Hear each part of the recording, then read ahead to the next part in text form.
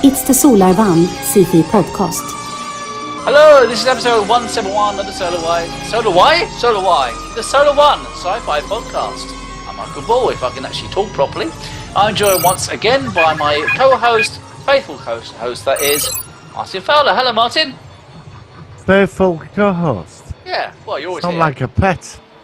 Sounds like a pet. Okay, so if you're a pet, what type of pet are you? Are you a dog? Are you a pussy? What? I'm a hamster. Stuck in the stuck in the endless wheel of time of running on it every night. Oh, isn't that life though? Aren't we all like hamsters on wheels, just travelling through our lives, just going day to day in the eternal cycle Going of nowhere. life? No, okay. It's a bit too deep and philosophical for is. a Wednesday when we're And recording this. next week's show, we'll be covering the topic hamsters. I don't think a hamster's ever featured in a sci-fi movie I can think of. They actually no, they did. In V, they bit their heads off and ate them. Oh, they're all going to be outside your house tomorrow. The Diana hamster did. brigade. She'd get the hamster, and he'd be No, going, that was a guinea pig. Oh, was it? That was a guinea pig. Oh, Yeah, it's it was a bloody big hamster, that one then. It was close enough, wasn't it? I don't know the difference between hamsters and guinea pigs. I've never been a fan of small furry animals for pets. I don't know why. After having mice in the old house, which used to come through occasionally, I'm really not a big fan of mice. I had an hamster as a kid. My stepmother bought me a hamster. Oh yeah. I think to annoy my parents, and I got a metal cage for it. And on the night, I remember my stepdad used to go ballistic. 2 o'clock in the morning, hamster, you could hear it cage He'd be running, shaking. yeah. And I remember he put it 2 floors down in the front room, and all night I could hear him shouting and bawling because hamster wouldn't stop. You could hear it no matter where you put this cage. He put it in. It went in wet cupboards, went in, and you can still hear it from inside there. Just ran for hours. No. They don't actually live that long either, do they? They're about what, No. 3 or 4 years or something. Mine did a runner. I don't know where it is. It did a runner. Dear, what do you do to it? I cleaned its cage out and it got out and it disappeared. I thought the dog ate it, but I assume it somewhere out there now on its own, trying to find its way back home, but I moved. So poor hamster. Well, by the way, this is a new show. This is called the Harry the Hamster Podcast. This is episode 1. So we're obviously going to sort of like different new dynamic from hamsters, no, not very Hamsters. good. Hamsters. So how are you apart from hamster talk? You right? I'm good. It's bloody freezing. I know it is. It's I really did cold. Monday morning, 9 o'clock. It was just so bloody depressing. See if I mean, it's been watch quite it. nice out. It's been nice out there today, Yeah. but it's freezing. Absolutely freezing. My watch says 4 degrees, although it never shows up on this thing, which is really annoying. Right. It's 4 degrees outside. It's bloody freezing. And I don't do this. I mean, do you prefer it to be sort of like wetter but milder, or colder and drier and brighter? I prefer it when it's bright and it's milder. Yeah, but you never get that this time of year, do you? I You know, either get, that's the problem. That's what we all prefer. But anyway, now listen, we are on a tight schedule tonight, so we're going to make a slightly more faster show than normal. So before we go into our focus, any news? I've got a couple of bits to talk to you about, but have you got anything your end first? That new Marvel series starts today. Echo, I think we're back on track. Are you sure? It's a much darker series, yeah. If they're going where I think they're going, I'm quite happy about that. Okay, so I saw the how many episodes Alien is it? trailer, Alien Romulus, which was... Yeah, I saw something online the other day. It looked to me like it was a fan film. It didn't look like it was real. This is the real thing. It was on a reputable YouTube review channel. Right. I only saw it. I saw it as a recommendation when I was out, and I didn't actually watch it properly. So, what do you think of the? I mean, I saw it, but I don't know. It reminded me there were a lot of people in pain and suffering and scared, and we saw the spider thing, like bits of it, and it's it were growing in somebody, and they are not alone on this ship. I assume we're just getting like Aliens 1. Well, the first remake. It's set in between Alien and Aliens, apparently. I don't think it's got any links to the Prometheus the two prequel things that they had. I don't think that's, which is a shame. I mean, we did review. No, we haven't. Have we actually reviewed Prometheus? We haven't done that. No, do you I want to don't do that? think so. Do you want to do that next week? Yeah. Prometheus. I would like to do that because I'm a I big fan can't of the stand Alien the film. second film. I cannot stand that. I turned it off. Yeah, I've never seen full film. I turned it off halfway What? through the second one. Why? Because I figured out David was going to destroy the colony of the engineers, and he was the one that created the alien. Oh, I you've got to I see the figured whole it all film. out, man. I got but to you- I halfway know, but you- through, Oh, and I figured it Martin. out, and I thought, and I No. was right, and it panned at cinema. You don't and it's- know though. You've never seen it though. Oh, Yeah, you've but I got to was see right. the whole I, film. w- I was right. I sat through half of it, and I was bored shitless. I like the first one. I think the quite like first that. one's brilliant. I like Prometheus. I actually didn't mind the couple. There's what's the second one called? Alien? Is it Covenant? Covenant, yeah. Yeah. Covenant, yeah. Um, yeah. It's better than Alien 3. Yeah, we don't talk about that on this channel. You couldn't help yourself, could you? You had to bring it up. Yeah, I'm telling you, you had to bring it up. You just couldn't help yourself, could you? You I couldn't love it. leave it alone. I'm sorry. I couldn't resist. I'm sorry. Okay. All right. So Prometheus next week. So that's interesting, and obviously we've got the separate TV series coming as well this year, which And apparently. what's that about then? I don't TV know. series? There's a new series as well. I don't know much about it. I don't think it's tied into either the Prometheus original or the sequel, or Covenant, or Romulus, or I don't know. There's something coming along this year, and I heard about it ages ago, and I need to double check it actually. But I will certainly be checking that out. I saw the Blade trailer. Oh yeah, did you like? Because I've never really been into the Blade stuff. What do you think? Of it? They've got this other actor. It wasn't bad. It was interesting, but it's not out till 2025. I thought, well, what's the bloody point in that? Well, technically, it's only a year away. I mean, it sounds like a long way away. Yeah, true. So it did, I have to say, I wasn't. It looked interesting. So I mean, Yeah. I'm open-minded about that. And it's the final episode this week of For All Mankind, which I have to say, I must say, episode 7. I've been watching them in blocks of 3. I've not seen it.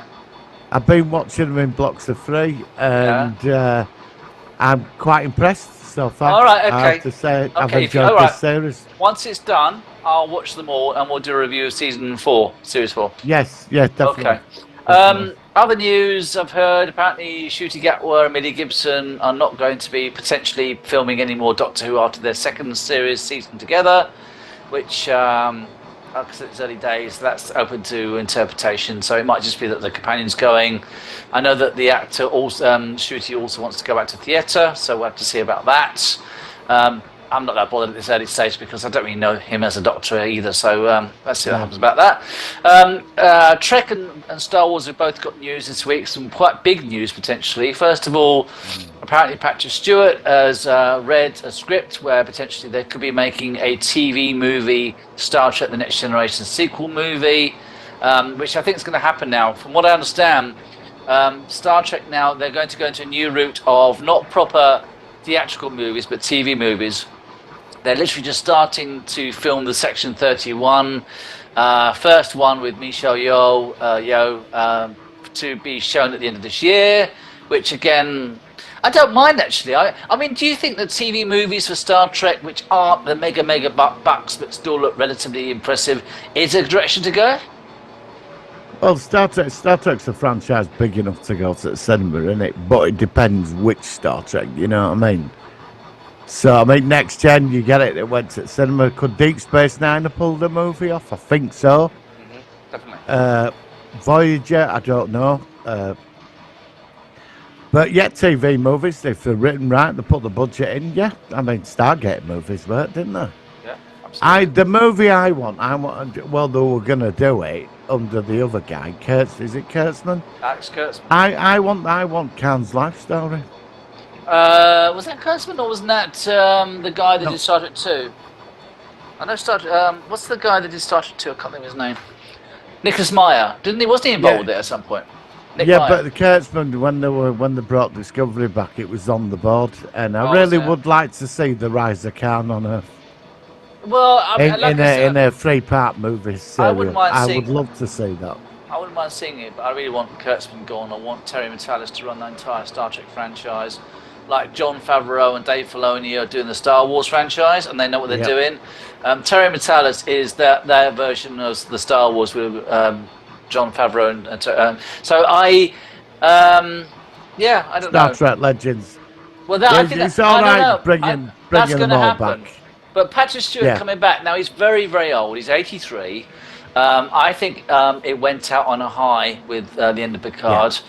I don't agree. know whether he should keep coming back now. I mean, he's very old. I mean, he wouldn't be able to. He would need a lot of ensemble group again because it's going to be really tough to have an 83-year-old. Doing. I mean, I know he's not exactly an action hero, but he's going to have to be, in a certain way. Yeah. Yeah. So, I think we got us bye-bye with that. Let's move on. Star Trek Legends. They Yeah, that's can what I'm guest thinking. appear Make in it the other like a guest episode. appearance. Yeah, that's what I think as well. And just leave it at that. They could end up bringing everybody back, and it's going to get like, oh, well, come on. Well, somebody. I want new stuff, man. I want new stuff now. Jay- I want nostalgia. I'm up to where I want new stuff. Jay on Sidetrack said apparently the one idea is that they're going to do this Picard TV movie, but it's also like a backdoor pilot for the Star Trek Legacy series where you're going to have Picard. It's in the same era, and you'll see the Enterprise G and stuff, and you'll see Jerry Ryan as Seven and everybody else. And then what they'll do is after that will be the catalyst for the Star Trek Legacy series. I think it's positive. I think it's positive. Maybe the Picard movie could be like a pilot opener. That's what I'm saying. It's a pilot opening for Legacy. Yeah. This is what I've heard. That's good. Which makes I'm sense. up for that. And so I consider that actually good news. I'm up for that.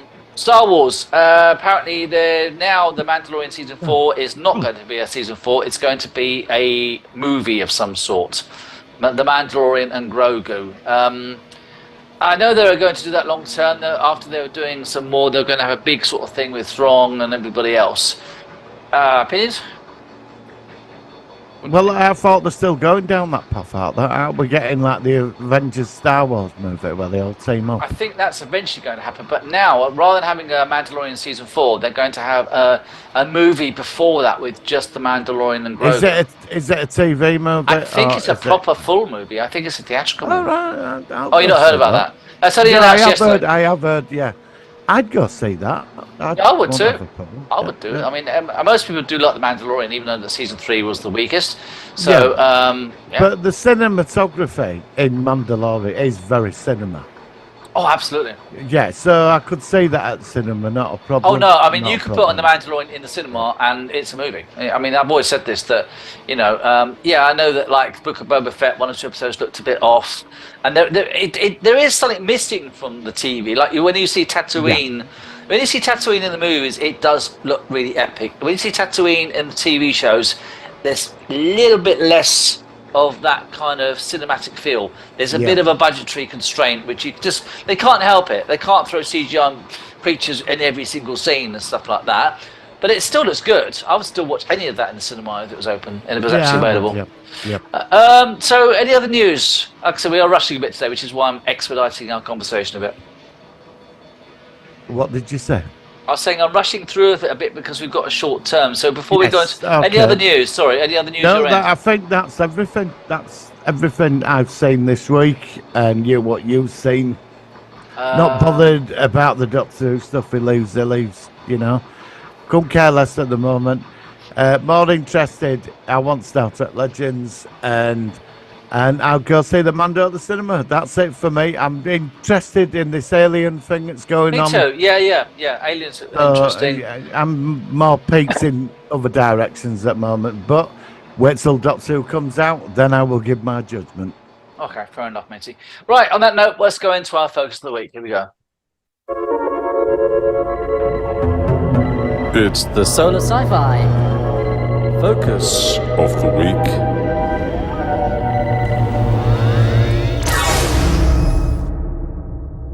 All right, so Martin, this is a film that you told me about, and now last week you very kindly did your homework for me, and it's my turn because you did Interstellar. I also did my homework as well, and I reviewed a movie that you told me about, which was called Soldier. Now, I'd never heard of this movie, and I Surprised I haven't heard about it because it's got quite a lot of people in it. It stars Kurt Russell. It's got Jason Scott Lee. It's got Jason Isaacs. It's got Connie Nelson. It's got Sean Pertwee and Gary Busey. Busey. The film tells the story of a highly skilled and mostly distant soldier who is left for dead, befriends a group of refugees, and faces his former superiors who are determined to eliminate him. So, Martin, tell me how you heard about this. What is it you liked about it? Let's proceed from there. I find Soldier intriguing as a film. Okay. I think it's some of the best acting Kurt Russell ever did. But he didn't say much in the movie, though, did he? Yeah, I know that's where look, that's where I'm going from. Right, he didn't have to say anything, did he? He pulled these amazing facial expressions. Yeah, there was some awesome facial expressions. You know, and I love the film when you saw him as a kid and took him from his parents and trained him as these soldiers. Yeah. On these military campaigns all over the galaxy, and then they got in the synthetic ones, and they just basically treated them like crap. That arrogant general who pissed himself in film towards end when it all went wrong, treated them as like rubbish. Even Gary Busey's commander, he didn't really stick up for him, did he? You know, he got defeated and he got dumped on that crap planet with metal, and he met them people and they turn up and he takes them all out, and he meets that family, and her husband gets killed because he shows him sympathy and how to be. Basically, he's learning to be a human again. Feelings are coming into him. It's a very deep movie, and you know, obviously he gets it off with her at the end of the film after he dies, and they've got that paradise planet. But all in all, this is a fantastic film, and it is meant to be set rumouredly within the Blade Runner universe. You're saying that to me, yeah. I didn't see the connection myself, but I can see there could be. You know, I mean, you know, it's one of those things. Probably pre-Blade Runner, the synthetics were just coming out at the time, the artificial. We didn't get a time period as to when it was set, did we? No, I don't think so. But was it Blade Runner? In Blade Runner, because it was set in like 2018, 2019. Yeah. In that version, we had already gone out to the stars. We were already on other planets, weren't we? Yeah. So that's why you're saying it's partly the link because of that sort of same. Well, it's because in the junkyard there's a spinner. That's right. I remember you saying that to me when you talked about it the other and that's when everybody started putting that. There's a couple of films. Well, they're saying the Alien franchise is tied up to it now, but Outland is another film that's meant to be within that. Is that the one with Sean Connery? That's the one with Sean Connery. Yeah. Now that's another one I want to review with you. We'll do that coming up soon. We'll do that in a couple of weeks. Yep. And another one I want to do is one with Kurt Russell. No, not Kurt Russell. Kirk Douglas and Farrah Fawcett. Saturn. I want to do that one. I like that one. That with the insane robot. Yeah, I want to do that one, and that's another good one. Yeah. So we're lining up our movies, aren't we? At least. Well, let's next week. Prometheus. Let's do Prometheus next week, and week after we'll do Saturn. Yeah, and then we can do Outland as well. Yeah, it's fine. Brilliant. Okay, but I know we're talking ahead, but we're just sort of thinking as we're talking. So you told me from when you mentioned this movie that this movie didn't do too well. It had a negative. It cost $80 million to make. Okay. And they never released it at the cinema. It went straight to video. It says 60 million here, but I mean, I'm right, sorry. Well, all right. No. Well, I was just saying. Let me say. It said the film was a box office bomb, grossing 40 million worldwide against a production budget of 60 million. Despite the financial failure, the film has now become a cult film. Yes, it has. So obviously, you, like I said, this is what I like about doing the show with you. That sometimes you come across stuff that I've not heard about, and it's it was the most expensive film that went straight to video in history. Right. Okay. And that's why it fascinates me, because when I rented that out, I thought, bloody hell, this is not like one of your Empire films from 80s, them cheap, nasty films they used to make for home video. This thing were like epic. This film is epic in its scale. It's massive, and a lot of people haven't seen it. But It was one of the on home video. Everybody was just renting it. It was massive on home video. That How film. come I never heard of it then? I'm surprised I wasn't aware of this one. Well, I don't know. I don't know. Maybe it did get a lot of. I mean, when it first got released, it got a lot of advertising, and it's just one of them films. It's a set audience. Exactly. Why have you got to pay for that on your head? Because I just found it for Christmas. It was underneath my desk. I just thought I'll put it on. No, take it off. But what I'm saying. Leave it on. Leave it on. All right, I'll leave put it I on. don't mind. Why Leave it not, on. eh? Let's get. I mean, I know Christmas is done. I don't know why I've got this hat on, but I'll keep it on.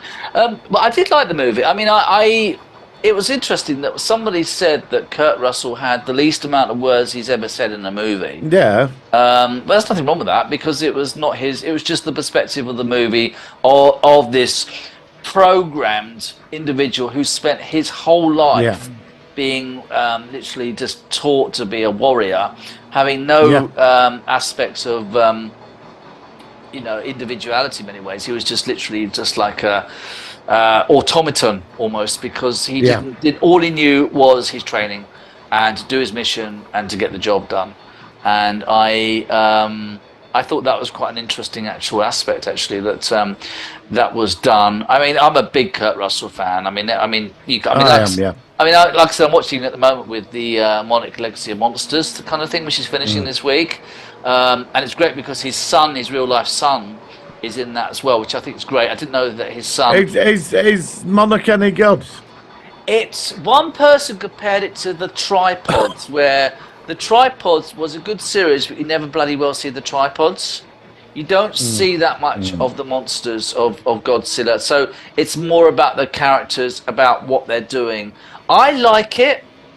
You might not. I don't know. I'll tell you when the last episode's done, but I quite like it. I've not jumped on it. I keep saying to myself I might give that a look, but I've not jumped on it at all. I don't know. I thought I would have done, but I've just not bothered. So I don't know why. I found that a bit odd in myself, not watching it. But well, I think it's if you've got a sort of lull. Don't forget we haven't got a ton coming up for a while. Once you've done For All Mankind, which I will also check out as well during the next month or two. Think about it. Give it a couple of episodes. If you just think, but the one thing which I know it sounds trivial, but I love the opening titles. The opening titles of that show are really good, and the music for the titles. Okay. I love it. It's my favourite opening titles I've seen in ages. It's just a really clever thing to split between 2015 and 1953, and it's the two separate things. I won't say too much, but it's just a great opening title. Not that it's a big deal, but I just like that. Oh, okay then. So let's go back to obviously this film. So looking at some other information, it says here, following what you said, it says Soldier was written by David Peoples, who co-wrote the script for the 1982 film Blade Runner. He considers Soldier to be a spin-off sidequel, spiritual successor to Blade Runner, seeing both films as existing in a shared fictional universe, which you've already said. The film obligatory refers to the various elements of stories written by Philip K. Dick, who wrote the 1968 novel Do Androids Dream of Electric Sheep, on which Blade Runner is based, or film adaptations thereof. A spinner from Blade Runner, which you've already said, can be seen in the wreckage on the junk planet in the film, and Russell's character is shown to have fought in the battles referred to in Roy Batty's Rutger Hauer dying monologue as the Soldier of Orion and I can't pronounce that word, Tinhauser Gate. So going back to what you're saying, absolutely, it's got a links. Again, it's referred to as a, what did they say it was called again? Sidequel, not a sequel, not a prequel, but it's indicates that it's actually connected to the same universe. Which, if that's the case, that's fascinating, because I always like things where they run concurrently. They're but a different aspect of the actual same universe, which is cool. So yeah, this is a good film. I mean the character. I like the guy that played the general. He was just a fanatic. But when it came down to it, there was that scene where he pissed himself on ship. You know, the general, which I couldn't stop laughing because he created the entire situation. And they were going to destroy planet, and I just loved it when they all got the comeuppance at end. and all them colonists and them soldiers, they all went up to them paradise planets. Was that You know. wasn't that Jason Isaacs who played he played the colonel, didn't he? He played, what are you, Colonel? Gary Busey played Kurt Russell's commanding officer, didn't he? Yeah. That's right. Yeah, But what's your that right, Gary Colonel or Busey, yeah. General, he turned up with the new toys, and they were all. It was just so wrong how they were all treated after everything they'd done. Yeah. It was like they're the past, and you do get the impact. That's what I mean. It's an interesting film, is this? Because, I mean, there ain't much conversation in it from the main character, but it's like you're seeing the whole thing through how he feels. Yeah, I mean, they just dump him like a piece of rubbish, and then they turn up later on and think there's all these like baddies there and the enemy. It's not just some colonists trying to survive, but that officer, he turns it into something far worse than what it is. And then they were going to nuke the planet. Yeah. And then it all ends. I mean, he took them all out, all these super soldiers, and I love that. I like the scene with the kid with the snake, and he's banging. Oh, the that's shit. right. Yeah. Because the Yeah. snake, they've got this problem. It keeps killing people because it gets poisonous, Yeah. whatever. That's quite interesting. But he starts to feel his human emotions start coming to the surface because he it starts reminds me a bit- interacting with normal people, It does and he remind can't me of. handle it. I mean, that reminds me of quite a familiar trait in science fiction where you have. Yeah. It's almost like a Star Trekism where you've got a character who's alien.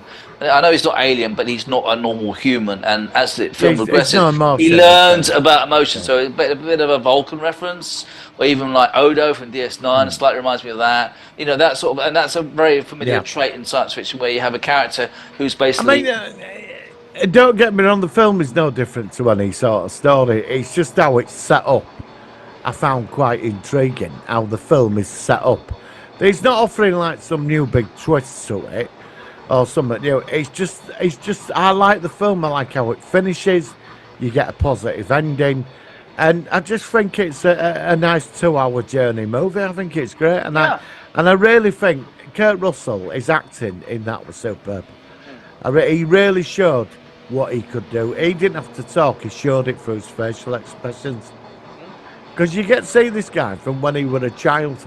Yes, you see the whole thing, and you see him So like you're growing age up with eight, him, age 16, and then you see and they're really, really tough.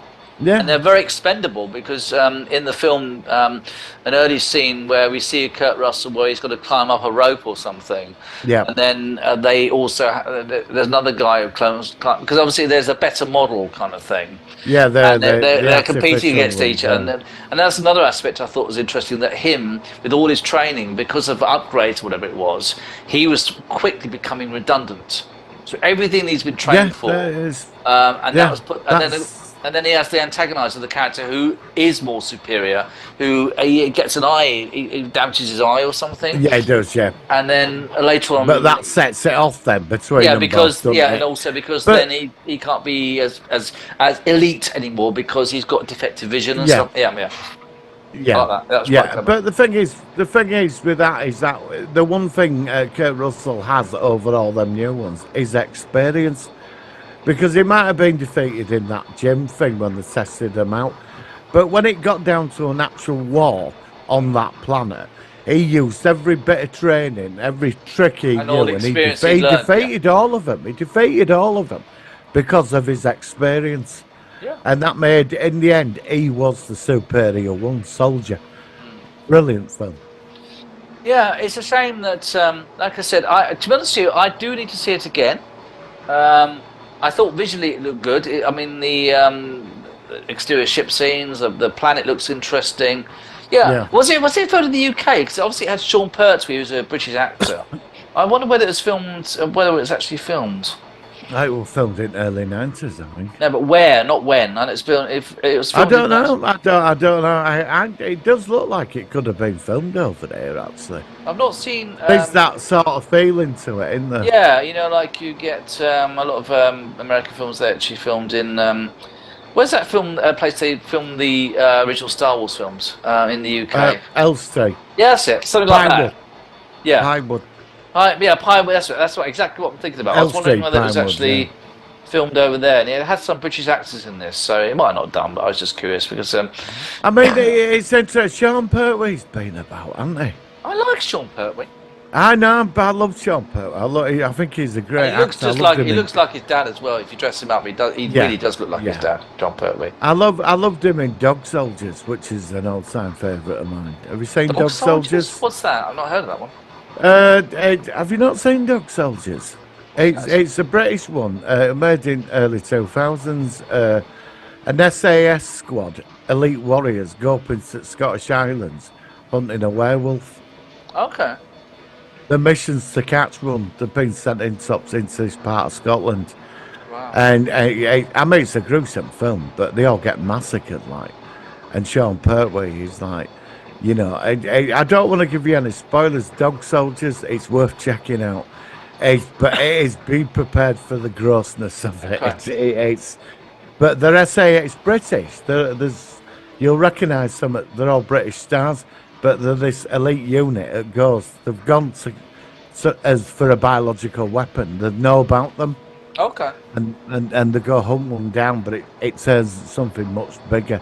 I don't want to give you any spoilers, but it's a superb film and it's British. Do you like werewolf films generally? I prefer. I can't.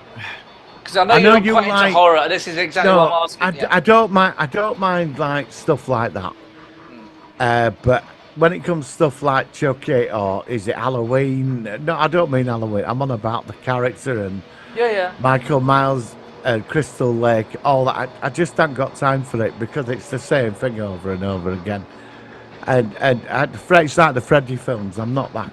Just switch. Yeah, but I mean, a werewolf film is a bit different. The reason I'm asking that is one film I'd like to review, maybe at Halloween, is An American Werewolf in London, which is one of my favorites. Definitely. I think we'll book that. That's a really good movie. That's why I was asking about werewolf films because that's a high bar for me. I think it's because it's focused on the character and the creature more. Yeah, rather than like just somebody going generic. Yeah, just stabbing people, killing everybody. Yeah, exactly. That's what I'm saying. There's a difference. This is why I'm asking you that. That's interesting. Yeah.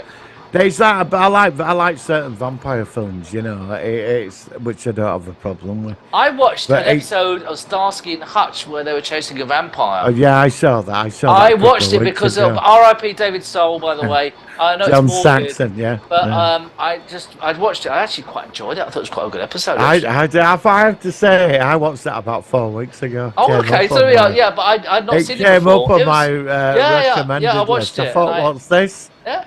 It's Starsky and Hutch v Dracula.